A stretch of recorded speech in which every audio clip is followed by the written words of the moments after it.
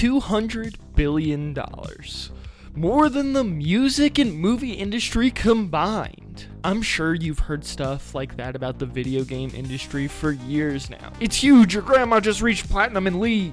But when you look at the cultural landscape today, it really doesn't feel like that. Studios are shutting down, huge games are flopping, the current console generation is underperforming.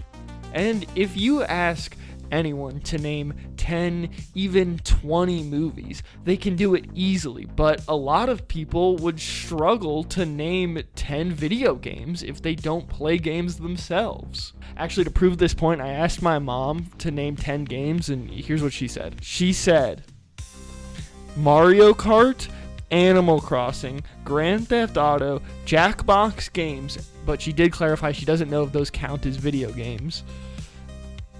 Wii Bowling, Wii Race Car, Lara Croft, Tomb Raider, Minecraft, Call of Duty, Halo, Plants vs. Zombies. I asked her how many of these she only knew because I was her son, and she said about half. So today I want to break down this relatively new industry. Just really crack it open and see what spills out. But first, in order to do that, we need to go back to the beginning.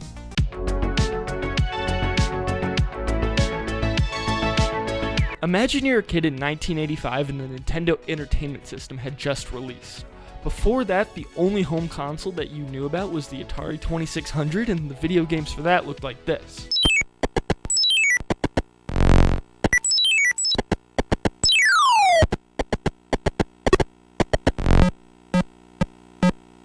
And now all of a sudden there's this brand new company and they're advertising their games and they look like this.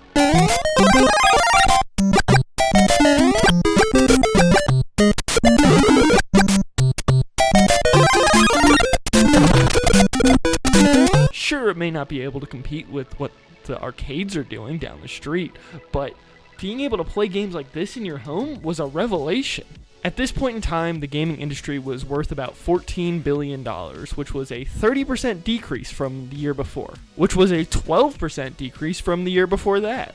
The NES would end up selling just under 62 million consoles, and it would single-handedly turn around the trajectory of the gaming landscape. The next year, the industry would be up 7% just from this console alone. And this generation, consumers were introduced to iconic characters such as Mario, Zelda, and Wally Bear and the No Gang. Then, in 1991 in America, Nintendo did something a lot of people weren't expecting. They released a follow-up console, the Super Nintendo Entertainment System. They really put a lot of effort into that title. And I guess just to ease the nitpickers that are watching at this point, Atari had released multiple consoles at this point, so it wasn't like this was the first company to do this, but you can't argue that any of those even remotely had the same sort of cultural impact as the Super Nintendo did. Because for most people, the NES was a toy, and a really expensive toy at that. And the idea that you needed to purchase another one really pissed some people off. And I get it. It's a toy. That would be like if you bought a G.I. Joe action figure and then they came out with a new G.I. Joe action figure. Okay, that's not the best example. So it's not really much more of a toy as much as it's more like technology, right? So maybe like a better example would be like a car. It would be like if you bought a car and then a few years later they released a new model of that car. Okay. So that's also not the best analogy. But, like, you get where I'm coming from here. But jokes aside, I do get why people were upset about this. They spent $200 on this console, which was like $600 in 1980s money. And now all of a sudden the company was going to stop making games for it? But in defense of Nintendo, there isn't always a reason to upgrade your car to the newest model, but there was genuine technical innovation going on between the NES and the Super Nintendo. Like, just compare what the first Mario game on the Nintendo Entertainment System looked like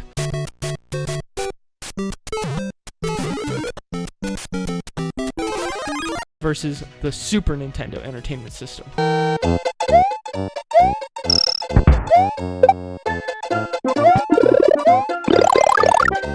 And well, it didn't sell as many units as the NES. The Super Nintendo sold about 50 million units, but a big reason for this was in 1990, Sega released the Sega Genesis in North America, and this was the first time Nintendo ever had direct competition. And this is when you start seeing game companies really start pushing the graphical capabilities of their consoles in advertising, because they wanted to be better than the competition.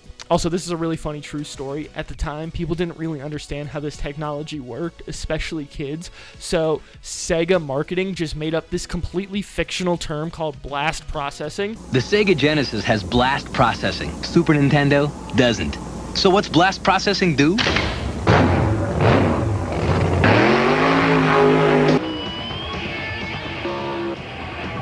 And what if you don't have blast processing?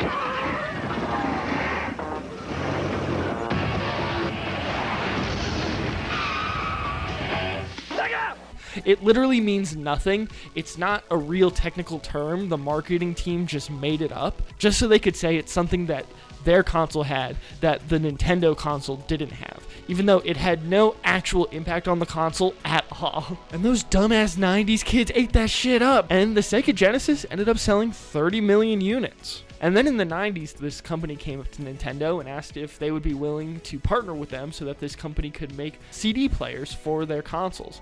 And Nintendo turned them down. So in 1995, Sony, because of Nintendo's rejection, released their own console. The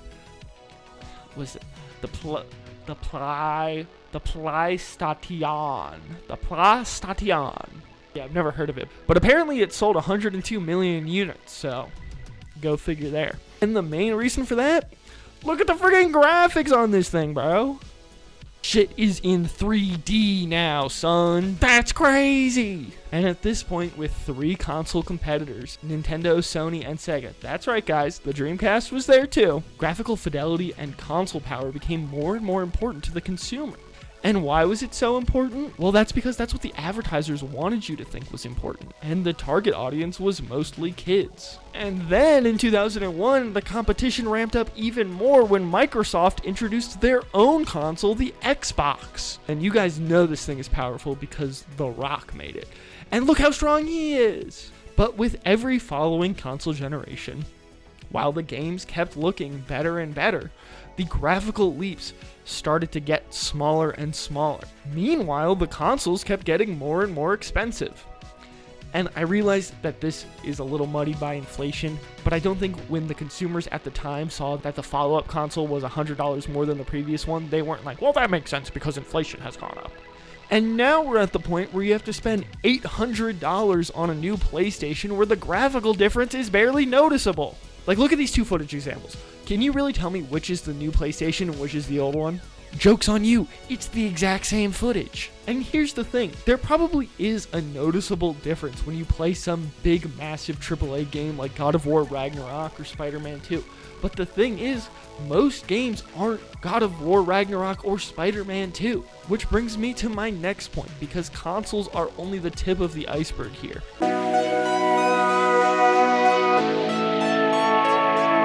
So if we look back at the NES times, the original Super Mario Bros. Cost $60, and it had 32 levels across 8 worlds. Considering $60 was worth about $175 in today's money back in the 80s, this wasn't like an amazing deal. Then Super Mario Bros. 2 was kind of a weird mess and doesn't really fit into the scope of the video. Here's a quick blurb on the screen if you don't know what happened with the production of that game. But then in 1990, Super Mario Bros. 3 released with 90 levels. And look at that graphical jump. And it was the same price. It was still $60. But understandably, this upgrade was met with universal excitement from consumers because it meant more bang for your buck, which was more important back then when games cost almost $200. And if we're being honest, it wasn't that big of an ask from developers when the levels looked like this. They weren't exactly hard to program, it was more so just coming up with the ideas for these levels that was challenging. But this planted an idea in the mind of the consumers at the time. When a sequel to a game comes out, it needs to have better graphics and more content than the previous game.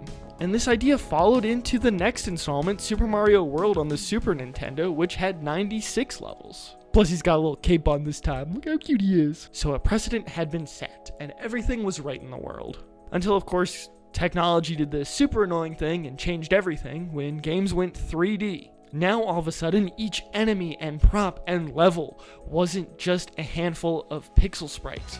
You had to individually model each one in 3D modeling software.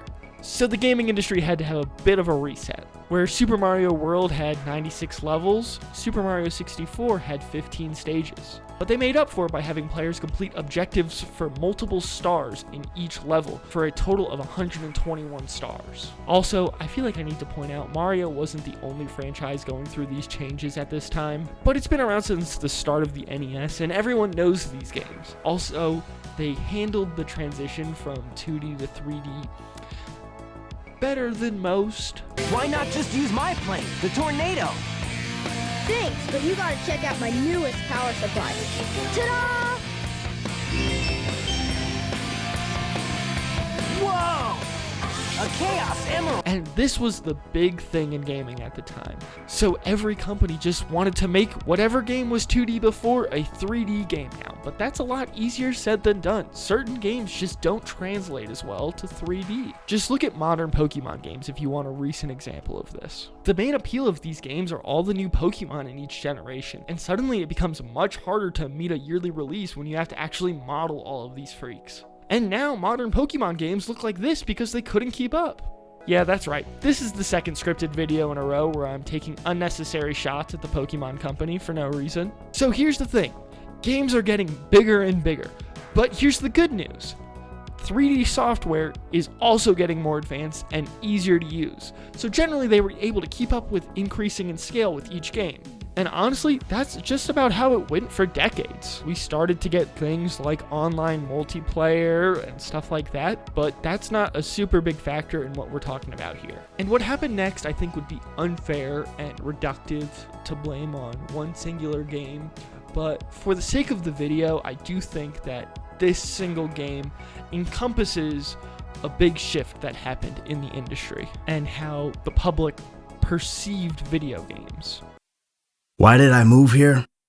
I guess it was the weather. Or I don't know, that thing, that magic. That's right. In 2013, Rockstar Games released this game called Grand Theft Auto 5, otherwise known as one of the 10 games my mom could name, right next to Wii Race Car. And it's crazy that this game is over a decade old at this point, so if you do need a bit of a history lesson because you were too young or weren't paying attention to video games at this point, this game was fucking crazy when it came out. It was one of the best looking games we had ever seen, and the open world was massive. It was so detailed, there was so much to do. We had never seen this level of interactability in an open world before. Like, Grand Theft Auto 4 was a big game, but this was on a whole other level. Like, seriously, with a bit of polish, this game could just come out today. Like, you knew a game was crazy back then when the Xbox 360 case came with 2 discs inside of it. But the attention to detail in this game is insane. Did you know that you can turn on the headlights of any car, but also the high beams? Why would you ever need that in a video game? Also, I was playing this game before I was old enough to drive, so this game taught me what high beams were. And Rockstar deserves all the credit in the world for being able to pull this game off. The talented developers worked really hard and they took their time and they made something that was truly ahead of its time. And that game ended up selling 200 million copies and is currently the best-selling video game of all time. Here's the problem though. A new bar has been set, and basically every other video game company is not equipped to match it. Like, imagine if you're a developer at Ubisoft putting the finishing touches on Far Cry 4, and then this thing comes out. Man, I would have so much imposter syndrome. No disrespect to the Ubisoft developers, they're incredibly talented and they were just doing what they were told, but like, man, come on, this is so ahead of its time. The nice thing is, game studios learned the right lesson from this game.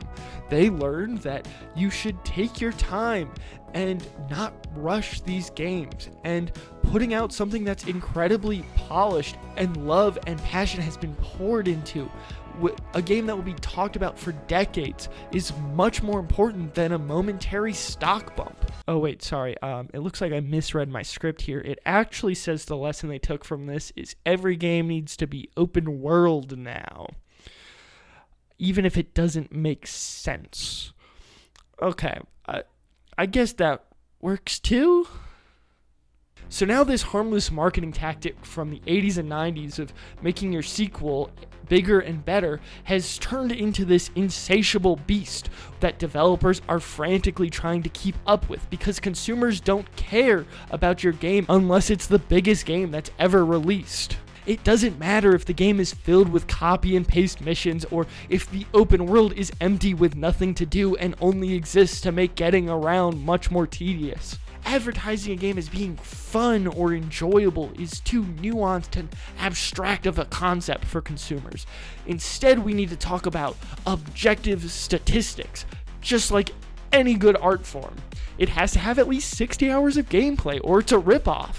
It doesn't matter if you spend $10 to $15 on a movie ticket that is only 2 hours long and you only get to see once, and it's not like people complain that a movie needs to be 3 hours long or you got ripped off from the ticket price. Video games are different for some reason.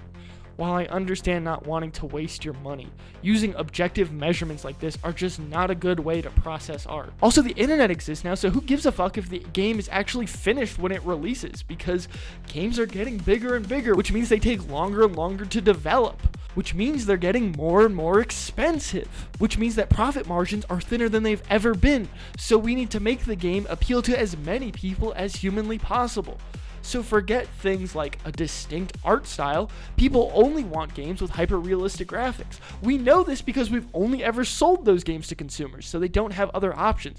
I mean, there's Nintendo, but they're not real games, so when one of their games with a fun art style does well, it doesn't count.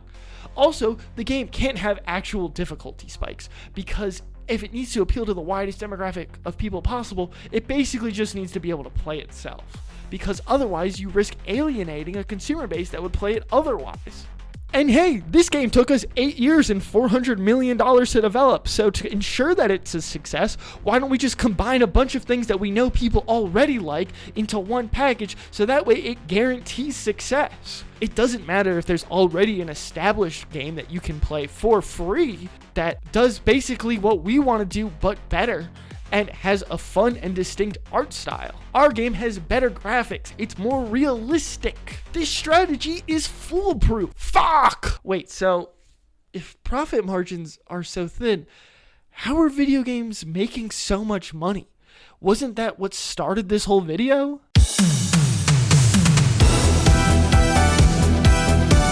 So here's the thing. Video games are always going to be a comparatively niche medium. If you're watching this video right now, it means that you have the ability to watch basically any movie that's been ever made, or listen to almost any song that's ever been made. Video games aren't like that. First, you have to drop a couple $100 on the console. Then you have to buy the games, which can also be very expensive. And don't even get me started on if the game or console that you want isn't in production anymore. Then you have to go on eBay to get it, and those prices are always very reasonable. But then you have potentially the biggest barrier, but it's also the thing that makes video games the most unique: the interactability. Anyone can watch an intellectually challenging movie. You may not like it, but you can do it. But not everyone can beat a challenging video game. Elden Ring is a masterpiece, but there are a lot of people out there, myself included, who are just not going to be able to fully experience it because it's too hard and they don't have the patience or skill to be able to complete that game. That's why a show like The Last of Us was such a massive success. It took this great story that was in this medium that has so many barriers to entry, and it made it publicly available for everyone. All of this is to say, while video game popularity is certainly rising, I don't think that the reason it's been so successful is because it's just more popular than movies or music. So let's do something fun now and look at the history of monetization in video games. Yay! So video games have hovered around the $60 mark ever since the NES days. So if anything, they are getting cheaper and a better value for consumers due to inflation. But also, games are getting more and more expensive to produce. So how are developers, or more specifically, the studios offsetting these costs. Well, the earliest signs of this were expansion packs and DLCs. You could throw a couple bucks at the developers and you would get some extra content for your already finished game. It was like the video game equivalent of going to McDonald's and them asking if you wanted to supersize your meal for like an extra $1. And it was a win for developers because making additional content for a game that already exists where you can reuse the engine and assets was a lot easier than making a new game. And it was a win for consumers because it was usually significantly cheaper than buying a new game. And all of this was great. Everyone got exactly what they wanted, and players got the... Do you guys hear something? That's right. In 2007, the iPhone released. And if you ask me, which you are because you're watching my video, this is when gaming monetization really started to go downhill. Because a game like Angry Birds, which only cost 99 cents, made tens of millions of dollars. And so did other games like it. Suddenly, video game companies were seeing value in a larger pool of smaller purchases than a smaller pool of larger purchases. Within the first year, Angry Birds had 10 million downloads on iPhone and 7 million downloads on Android. That's a lot of money until you see that as of today, Angry Birds 2 has made $500 million. So was the sequel that much more popular? Did the Angry Birds brand just really carry it to new heights? Well, maybe that's it a little bit, but I think that the biggest reason here is how the pricing is structured in Angry Birds 2. The game is free, which is better for the consumer, right? Maybe until you're playing and then you notice, hey, there's a shop icon in the corner there. And then you see that you are being asked to spend, at a minimum, more than the original game cost on these ruby gem things. And look how they even have the word most popular next to the $6.99 option. Probably because once you start getting any higher than this, people actually start thinking about their impulse purchases. And then just fuck off with this best value shit. There is no world where spending $60 on Angry Birds 2 is a good value to anyone. And there's way more microtransactions in this game than just that. They also do that really annoying thing that mobile games do, where in order to get certain rewards, you have to watch like a 30-second unskippable ad. And you know these predatory strategies are working because in February of 2023, they delisted the first game from the Android store. And you can listen to whatever PR bullshit Rovio said is their reasoning, but we all know the real reasoning is because that game is a complete package for 99 cents. Versus this game, which is going to make them way more money, and the first game was potentially taking some of their profit away because the players weren't playing the more predatory version. And here's the thing. I wouldn't even care that much if this was only happening in mobile games. Like, yeah, it's shitty because I feel like the primary demographic of mobile games are children and old people, which are two groups of people that historically have been preyed on the most. But the big gaming studios saw this trend and had dollar signs in their eyes.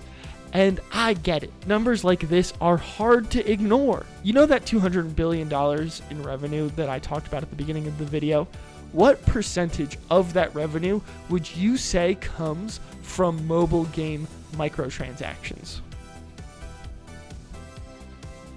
Wrong. The answer is just under 60%.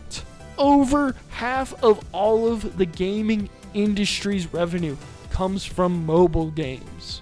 And so, in response to this, here comes the free-to-play game. I would say that the two most popular and influential of these would be Roblox and Fortnite. Like, did you know that Roblox has an average monthly player base of 207 million players? For context, all of Steam combined has an average monthly player base of 132 million. These games make so much money. And I'm conflicted about the payment structure. Because on one hand, a game being free to play allows more people to play it, and as long as the microtransactions aren't intrusive, I don't see a problem with throwing a couple bucks at a game you play a lot. But on the other hand, even if these games are mostly cosmetics, they're still primarily targeting children. If you look at Fortnite specifically, I'm sure Roblox has just as, if not more, predatory things, but I don't really play that game. Their entire brand is based around their characters that you can only get by purchasing skins and battle passes. And nowadays, a large part of the appeal of Fortnite are all the licensed characters that come to the game. And you better buy them fast because they're only going to be in the shop for a limited time. Or if they're in the battle pass, they're never going to be available again. So bye bye bye. I'm 25 years old and I still fall for the hype in this game sometimes. I've been playing the new Marvel season and I've been buying some of the skins. So I can't even imagine what it must be like to be a fucking kid playing this shit. Especially if all your friends are playing and they just bought fucking, I don't know, Goku Peely, and then they want to run squads where everyone has that skin and then you don't have it, so then they make fun of you for being poor or whatever by doing take the L on you in the lobby. And these payment strategies are working because time and time again, we are seeing big games switch to free-to-play with more predatory pricing structures. Counter-Strike, Overwatch, Rocket League, Fall Guys. And those are just the ones that I can think of off the top of my head. And this is all one thing when games are free, but now games that cost money are doing this, sometimes even $60 or $70. And it's even more insulting when a game like Call of Duty does this because you know they're going to have your ass buy the next game a year from now. Why would I be spending all this money on microtransactions when this game is going to be outdated in a few months? And again, throwing a couple bucks at a game that you like to support the developers is fine. But the problem is a lot of these games are now completely restructured to be more tedious and grindy to encourage players to spend more money. You may remember the Battlefront 2 controversy where players did the math and found out that in order to unlock Darth Vader, you needed to play a minimum of 40 hours of the game. That's 40 hours of hoarding whatever currency they use in that game and not spending it on anything else just to unlock one character. A character that was unlocked at the start for free, probably, I'll check, in the original games. Adding paid content like this is so frustrating because you're basically twisting the arms of all the players and forcing their hand to shell out a couple extra bucks. Oh, you want to play as Dark Gazebo? Well, you can either quit your job and dedicate your life to this game for 2 months, or you could just give us $20, but you know, the choice is up to you. We're not forcing you to spend extra money. Like, fuck off. I remember how I talked about how successful GTA 5 was. Well, the sales of that game don't even compare to the sales of shark cards, which allow you to purchase in-game currency for the online mode, which allows you to buy better weapons and vehicles. And to make more money, they keep adding more content to the game, but it all has an upfront cost to the player. So if you actually want to experience everything that the online mode has to offer, you either have to shell out some money or grind this game non-stop. And then, because people don't want to do that, the game, at least on PC, is full of hackers. I really think that for a while, GTA Online was some of the most fun you could have online gaming with friends. But Rockstar's greed has completely morphed this game into something completely different from what it once was.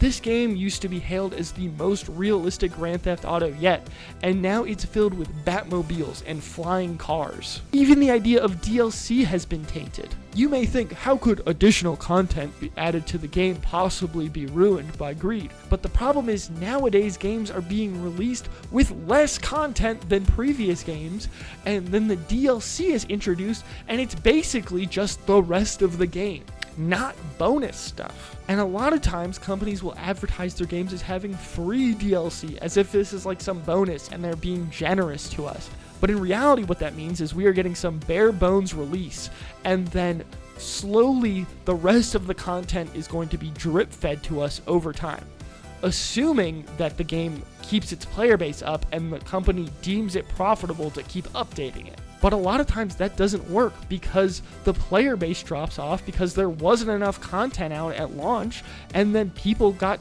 bored of the game and didn't care enough to come back when new content came out. Nintendo is especially guilty of this. I have never seen a bigger fumble in my life than how they handled the new Animal Crossing game. With these drip feed updates that came out way past when these players were interested in the game. Animal Crossing could still right now be just as popular as it was before if they had handled that game correctly, but instead it was this big trend for like 2 months and then completely fell off a cliff. And that's just how big games are nowadays, and sometimes that's best case scenario. Some games don't even get their 5 seconds of fame. Online multiplayer games do a similar drip feed strategy with live service games, which is a term that triggers gamer PTSD. Originally an exciting idea, a game that you didn't need to buy again and again every year, has resulted in games that just push out underwhelming content that only exists to promote a paid battle pass that is going to usually be impossible to beat without throwing a couple extra bucks in to upgrade a few of the levels. And then the problem is, while some of these games have genuine potential, the market is so saturated right now, and these live service games cost so much money to develop and maintain that if you're not getting crazy amounts of players within the first few months, there's a good chance the game will just shut down or become a shell of what it used to be and filled with hackers and bugs. So that's where we're at right now. The gaming industry's motto of bigger equals better has finally caught up to them. So where do we go from here?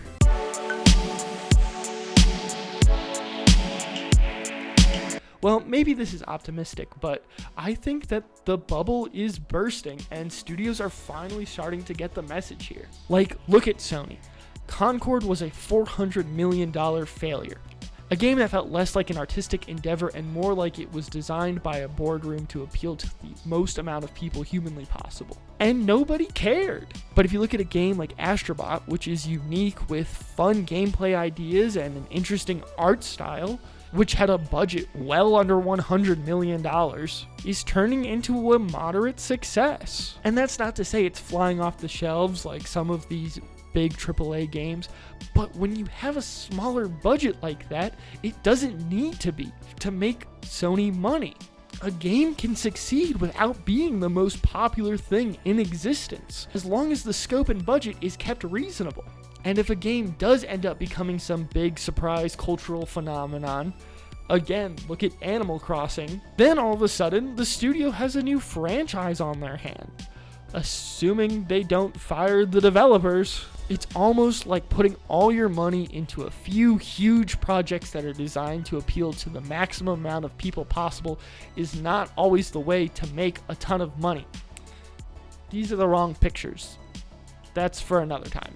And I think that the biggest signs to come of how the industry is going to move forward are the success of the new PS5 Pro and whatever the Nintendo Switch successor is going to be.